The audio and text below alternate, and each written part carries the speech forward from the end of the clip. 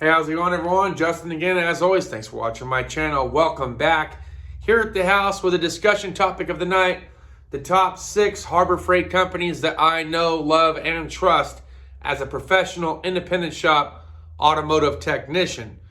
You guys know that I've worked myself into the dealership. I've worked for Audi, I've worked for Ford, I've worked for Chrysler for the majority of my time frame, and I've worked at the same independent shop over the course of the years. Now, I probably spent about 6 years at the independent shops. I know my way around tools, I know my way around problems, I know my way around which things work for me, which things don't. I went to a community college. I got a 2-year degree in automotive, my AAS, thank you very much, appreciate that. I also got ASE certified. So those are just a little couple of background tips for those people that weren't sure where I'm at as far as being a mechanic. I have not recertified through ASE. I will do so when I feel like I have the time and money to do so. ASEs are very important to me, and I'll explain those to you in another video. All right, let's get back to today's video. 6 companies, 3, 2, 1. The 6 product lines at Harbor Freight that I know, love, and trust. And I think every mechanic would agree with me on this, especially if they've been turning wrenches for a little bit, especially if they wanted to save money for a little bit. Let's go ahead and dive right on into it. I think number 1 is a given. It's an obvious, no one's ever complained about it. Even those that are Snap-on enthusiasts, Matco, etc. They want a good, solid, heavy-duty jack that they can count on and rely on time and time again, tried and true. The jack that I still use right now, I actually gave it to my job, my employer. I gave them my 3-ton Daytona. Daytona jacks, phenomenal, right? Everyone loves them. They're great jacks. Their jack stands are phenomenal. The aluminum jacks are above and beyond. Now, we used to love the aluminum Pittsburgh option that they had until Daytona came in. There's some small differences, but I think they stepped it up in a big way. They started incorporating different colors. They started incorporating different designs, locking mechanisms. There's a lot of likable features now on the Pittsburgh as well as the Daytona, but the jacks are a given. Everyone loves those things, from the trans jacks to the regular jacks to jack stands. Those things are awesome. No one's ever done a video on a Daytona jack stand failing, okay? So just food for thought. That's number 1. Number 2, my number 1 specialty tool lineup that Harbor Freight sells is the Maddox lineup, okay? There's a lot of different tools that they offer between their oil filter adapter sockets that they have for sale, which you'll use for things outside of just oil filter canister style sockets. You'll also use them for cam phaser bolts and things like that. They're thin, they're low profile, they get into tight spaces, and they don't cost you an arm and a leg, which is what I like. We also have like coolant pressure testers. So I think the coolant pressure tester over there right now is like $150. Far better than spending $300, okay? A lot of the items that are for sale over at Harbor Freight are anywhere between 100% south to 300% south of what you can expect on the tool truck. So on the tool truck, if that coolant pressure tester costs $300, you're getting it for $150. See, 100% markup. There's the oil filter canister style socket set that they have. Doesn't come with all the pieces. I think it comes with a 3-piece or 4-piece set versus a 6-piece set that I got from Matco. But it also didn't cost me $160, okay? This is like a set that costs $20 or $40, so this is a pretty good set. They have special pullers, okay? So I have this, and they also have the brake caliper retractor piston style tool, rewind tool for sale. I think that's also for like $50. This toolkit would have cost you $150 easily on the truck, so there's like 200% markup. That's another product line. So go check out some Maddox stuff, especially if you're a starting out apprentice or loop tech or something like that, and you're just building your arsenal. A lot of this stuff you'll get away with just getting stuff from Harbor Freight and not having to dive everything into the expensive tool truck stuff. Some of the stuff you can upgrade later depending on what your likes and dislikes are based on that. My biggest dislike for many, many years, and a lot of mechanics would say the same exact thing, all the Pittsburgh Pro, didn't matter. Ratchets with the just bass-ackwards mechanism killed us. It just absolutely killed us. We can deal with teeth slip from time to time. We can deal with the fact that there's not enough leverage when you need it. But it was too hard for the selector mechanism for us to just fall in line with that. Now, since they created the Icon platform, they made it to where they normalized it. And that's what we all expected. We wanted them to normalize it. We didn't want it just felt cheap. I don't know if that makes sense. It felt cheap when things were not the status quo, when they were not matching up to what the expectation was, what mechanics are used to as far as the selector switch. This was a big deal for many, many years, and a lot of people would fight me on this and say, no, it wasn't. It wasn't that big of a deal. No, dude, it was a big deal. There's a lot of mechanics out there that straight up said they would never buy a Harbor Freight ratchet, anything ever, because the selector mechanism didn't make sense to them. It wasn't like their tried and true Craftsman. It wasn't like their Cornwell. It wasn't like their Snap-on. Wasn't like the Gear Wrench. They were like one of the few companies that just refused to get with the damn program, right? But then they did. And then you had a lot of people complaining and whining and saying that, oh, this will never be a thing, but it's totally a thing. It's totally a thing. A lot of people really enjoy where they've gone direction-wise as far as the ratchets were concerned. The ratchet selector mechanism was a big, big ordeal. Fight me on it, don't fight me on it, accept it, think about it. But a lot of techs absolutely hated that part. Okay, moving forward. So we can deal with that now, right? That Harbor Freight now sells a ratchet that accommodates your OCD and is now geared towards things that you're used to. So that's another product line that you can look at. Now, I've utilized their pivot sockets or their swivel sockets. Those things are awesome. I've had them now for over 2 years, and I've thoroughly enjoyed them, used them all the time, love having them. When they work great. I haven't had an issue, nothing break, nothing failed, no issues whatsoever.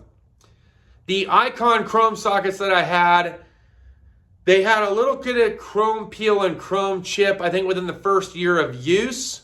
But you know what? After a couple years of use, so did my Gear Wrench, okay? I've had chrome peel also happen with Snap-on. I've had chrome peel also happen with Matco. The only thing I don't think I've had any chrome peel issue with was probably the Max sockets that I bought some 13 years ago. It's hard because you're in different spaces, you're in tighter quarters, you're using different fluids, and everyone uses about the same chemistry / chemical makeup when it comes to what it is they plate their stuff with. So for this, look, I haven't had an Icon socket split on me. I have had a Gear Wrench socket split on me. That was the 8mm. I haven't had too many Snap-on sockets split, but to my surprise, the 13 has split, the 10 has split, and I think the 8 has split. I don't think I had any Icon sockets that ever split on me. So if you're asking what is the durability like as far as if they're going to split, I would say even if they chrome peel, the Icons are probably going to hold up a little bit longer than the Gear Wrench and probably a little bit longer than your Snap-on and some of the other ones that are out there. Let's jump over to Pittsburgh real quick with the impact sockets. Now, I had their impact sockets for a couple years, never had one split on me, and I was told time and time again, it's a matter of time. But they just never did. I did upgrade. I did go to Snap-on eventually. The Snap-on ones that I had would prematurely wear out. They would be bogged out, whether on the extension side or the ratchet side or on the fastener side, and I'd have to get them warrantied out every single year. Pain in the butt. The Pittsburgh stuff, harder metal, never had any kind of barreling or any kind of rounding of any part of the pentagon edges or the 3/8 drive or 1/4 inch drive or 1/2 inch drive edges. So for that, got to give it up to their impact sockets. If you want an impact socket and you buy once, cry once, and you're done with, I'm telling you, you're not going to cry that damn bad. Their impact stuff is made, tried and true, works very well for us as professional mechanics. I still have some swivel sockets that are Pittsburgh that I bought 10 plus years ago, and I've never had one barrel out on me or got soft or anything like that. So they've never split. They just keep on keeping on, right? All right, cool. The next thing I would say is the welding stuff, okay, titanium. So I have the titanium Plasma 45, the titanium Unlimited 200. Both these cost roughly about $1,000. I think the plasma cutter cost me about $900. It's still $900. I did at first think that it was almost $1,200 or $1,100 rather. But then I saw it was the Plasma 65, so they actually have increased the amperage by a little bit. So, okay, we'll give it that. But the plasma cutter I bought, still going for the same price, right around that $900 mark. The Titanium Unlimited 200. Now, I did pay $1,000 for this. It's now on sale for $850, so there's a little depreciation as far as the price jump goes. But there's also inflation as far as some of the other tools are concerned too. Some of these tools, I remember them being like 50, 40, 20 bucks. Now they're like twice as much as they used to be. That's just what happens in the economy. You got to accept what is and what is not. So for all those things, I'm telling you that the welding stuff is a big jump that definitely is used in the independent shop. We have a Vulcan welder at the independent shop. I got the titanium here at the house. Love it. They love it there. I love mine here. Daytona is good. Icon's good. Maddox is good. We've talked about those things. The other stuff, the stuff that I'm interested currently, it'd be the Hercules, okay? I'd be interested in trying out the long reach 1/4 inch drive and 3/8 drive cordless ratchet stuff from Hercules. Now, I know it's not going to probably meet up to my expectations as far as the Matco cordless that I used to own or Snap-on, but is it a worthwhile product in purchasing? Now, you guys might remember I did try out the Earthquake cordless once upon a time ago. It was not a good scene. It did not work out well for us. And for that, I say nay to the cordless Earthquake stuff. But we could be stepping into some new, fresh territory with the Hercules cordless. So I haven't tried that out yet. Those would be things I'd be wanting to try out. I can tell you from a purchaser, consumer, prosumer standpoint that I love the air tools from Harbor Freight, okay? The Earthquake 1/2 inch was on point. I used the crap out of that thing for like a year or two, and then I gave it to an upcoming tech that was really struggling, that needed a 1/2 inch impact. I gave them the one that they gave to me for free. What am I losing out of it? You know what I mean? I just made somebody's day, and now they have a tool that they were looking to get that they just didn't have the money for. Perfect. Rock and roll, right? But I have used die grinders. The Chief stuff's awesome. I've used the Chief stuff too. Air compressors, yeah, okay. I've used the air compressors from Pittsburgh. They were great, especially for on-the-fly DIY stuff. You'd want a bigger gallon compressor if you're going to operate the plasma cutter. I got that. I gathered that much. And I did get the Ingersoll Rand, which is still at Reagan's mom's house. It's still there. It's just when I'm ready to pick it up, I'll get it. So, when it comes down to it, are there things that myself and others use at Harbor Freight as tools for the trade that keep on keeping on and they keep on working time and time again without having to spend buku dollars? Yes, yes, yes, yes, yes, yes, yes. All the way through the roof, yes, okay? You cannot beat the mobile Lube Tech cart with one drawer. That thing is phenomenal. You cannot beat the 5-drawer service cart for certain Lube Techs that want a few extra drawers, and that thing just keeps kicking butt. You cannot beat the 56-inch or 72-inch US General Toolbox storage unit. Those things are phenomenal. The fact they came out with a Gen 3 with newer features and benefits is just mind-boggling. That thing is going to be freaking impressive. Everyone's going to love it. Look, I used and abused the crap out of all of my toolboxes and carts that I had from Harbor Freight. I've owned the 5-drawer. I've owned the single drawer. I've owned the 26-inch. I've owned the 56-inch. I've owned the 72. Okay? And now we're getting ready to get close into the Gen 3 aspect. Will I own a Gen 3? Maybe. Don't know if it's going to be the service cart. Don't know if it's going to be a single or double bay that fits in here in the garage. Depends entirely on what it is that I got going on, how much money that I actually have, and what it is that I'm doing here at the house. Concurrently, I can tell you, I could probably use a toolbox here at the house. I do have a handful of my DeWalt stuff. It'd be nice to get some tools from Harbor Freight to try to fill it up with for little tiny at-home stuff. Maybe I might try to do a little drop-off mechanic stuff. That's all in the near future. Tools can make you money. A truck can make you money. A van can make you money. And having the right tool at the right price without overspending can make you the right money. Do I still buy stuff from the professional tool trucks that come by the shop? Yes, there are certain things that I, as a prosumer, enjoy from the tool truck. There's very good reason why I want these things from the tool truck. I've had certain experiences that say these are the things that I want from the tool truck.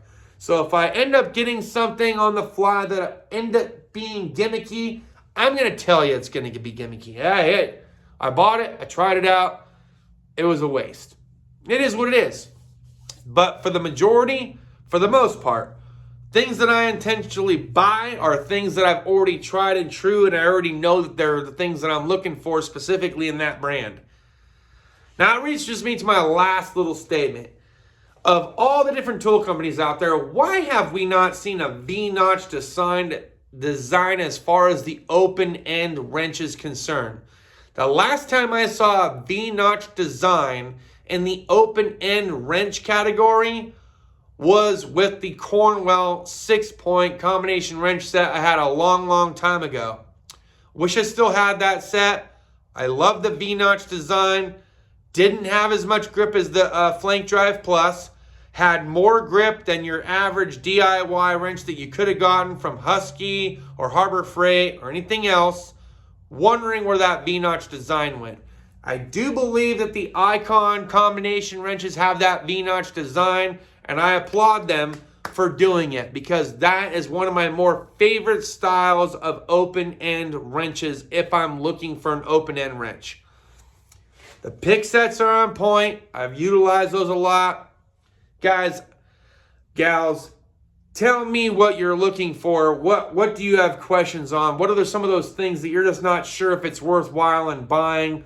If you want my experience, maybe I've purchased it, maybe I hadn't, maybe I will purchase it just to try it out for you later, but I gotta know what you're looking for. Some of these things I'd be willing to get, some of these things I'm not. But that remains to be seen. Let's see the comments. That's all I got for tonight's video. Cheers to those of you that have your beers. I hope you have a great night. Deuces.